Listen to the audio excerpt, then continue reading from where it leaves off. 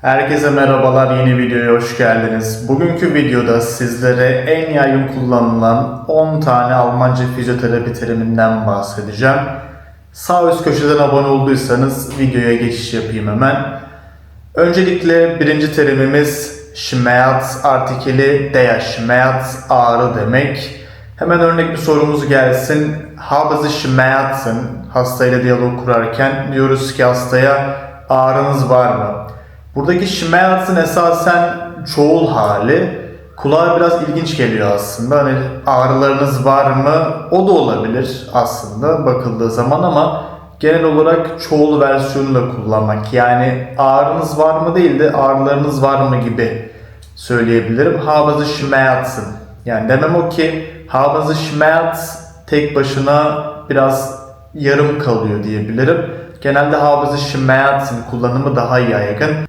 Gerek biz fizyoterapistlerin, gerek doktorların, gerek hemşirelerin hastalara çok sıklıkla sorduğu soru Haben Sie Schmerzen, ağrınız var mı şeklinde. İkinci kelimemiz die Übung. Anlamı egzersiz demek. Çoğul versiyonu ise die Übungen. Hemen örnek cümlemiz gelsin.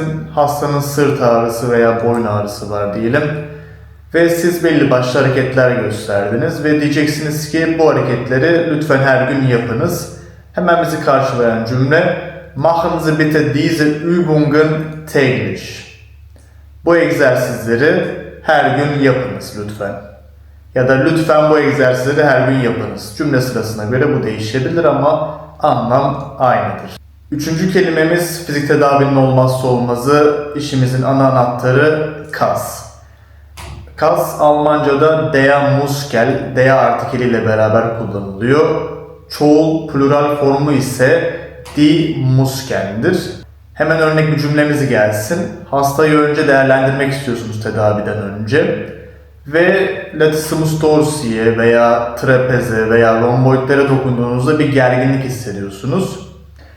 Ve diyeceksiniz ki hastaya bu kaslar çok gergin. Bizi karşılayan cümle ise Diese Muskeln sind angespannt. Evet, dördüncü kelimemiz der Patient. Hasta, terapist var da hasta olmaz mı? Elbette olur. Çoğul versiyonu ise die Patienten.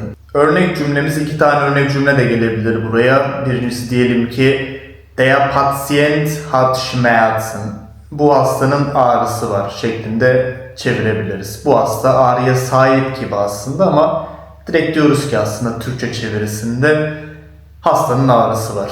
Yani direkt hastanın ağrısı var şeklinde. Ya da çoğul haliyle deriz ki die Patienten warten. Yani hastalar bekliyor anlamında kullanabiliriz. Beşinci kelimemiz die Behandlung. Anlamı ise tedavi demek. Yine örnek cümlemize geçelim.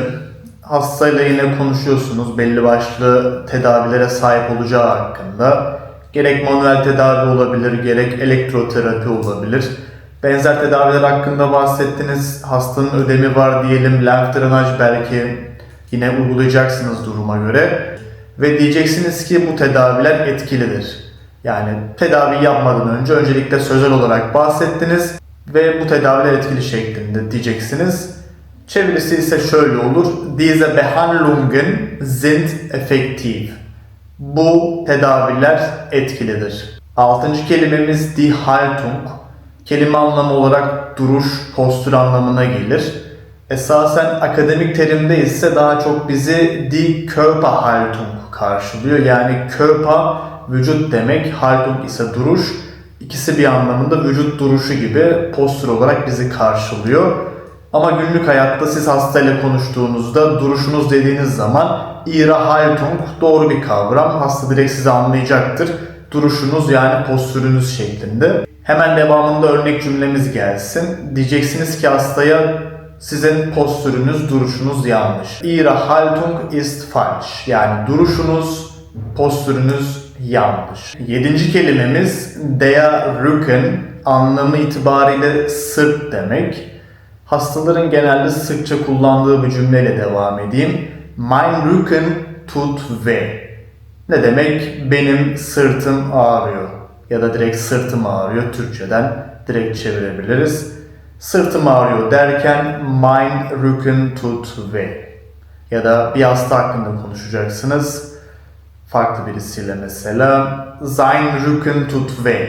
Erkek ise mesela ya da kadın ise Ihr Rücken tut weh.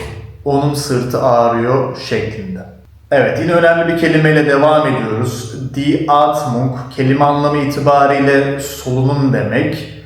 Ancak isim olarak ne kadar die Atmung olsa da fiile çevirdiğimizde atmen fiili bizi karşılamakta. Ve bu atmen fiili esasen yalın kullanıldığı zaman tam bir anlam ifade etmiyor. Nasıl Türkçe'de nefes kelimesi itibariyle, nasıl fiil itibariyle nefes vermek veya nefes almak gerekirse yanına, Almanca'da da hakeza aynı kural geçerli. Yani ben fiili nasıl oluşturacağım? Atmen kelimesinin başına bir şeyler eklemem lazım. Ekleyeceğim şey ise birinci olarak ein, yani einatmen, kelime anlamı itibariyle nefes almak demek. İkincisi ise aus olacaktır. Ausatmen ise nefes vermek anlamında kullanılır. Örnek cümlemiz gelsin. Diyeceksiniz ki hastaya derin nefes alıp verin. Atmen Sie tief ein und aus. Tekrarlıyorum. Atmen Sie tief ein und aus. Derin nefes alıp veriniz şeklinde kullanılmakta. 9. kelimemiz die Rehabilitation. Kelime anlamı itibariyle zaten rehabilitasyon, sadece telaffuzu farklı. Hemen akabinde örnek cümlemiz gelsin. Diyelim ki hasta omuz operasyonu geçirdi veya diz olabilir, kalça olabilir, buna binaen diyeceğiz ki operasyondan sonra rehabilitasyon uzun sürer. Çevirisi ise şöyle olacaktır. Nach der Operation dauert die Rehabilitation lange. Operasyondan sonra rehabilitasyon uzun sürer. Bu video itibariyle son kelimemiz, 10. kelimemiz die Koordinasyon. Kelime anlamı itibariyle zaten koordinasyon demek. Sadece telaffuzu farklı ve de başına bir artikel gelmekte. Yine hasta operasyon geçirmiş olsun ve siz koordinasyon üzerine çalışıyorsunuz. Hastanın ilerlediğini gördünüz ve diyeceksiniz ki koordinasyon gelişiyor. Siz bunu gördünüz, hasta diyeceksiniz ki ya da direkt koordinasyonunuz gelişiyor da diyebilirsiniz. Çevirisi nasıl olacaktır? Ihre Koordination verbessert sich. Verbessern kelime anlamı olarak iyileşmek, gelişmek anlamında kullanılıyor. Ama yanında her daim sich ile beraber, yani verbessern sich olarak kullanılıyor.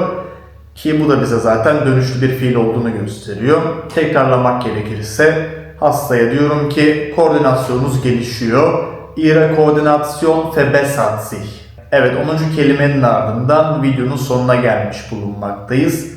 Duruma göre belki ilerleyen zamanlarda bu videonun ikinci kısmı da gelebilir. Soru ve görüşlerinizi aşağıda yorumlarda belirtebilirsiniz. Bir sonraki videolarda görüşmek dileğiyle. Kendinize çok iyi bakın. Hoşça kalın.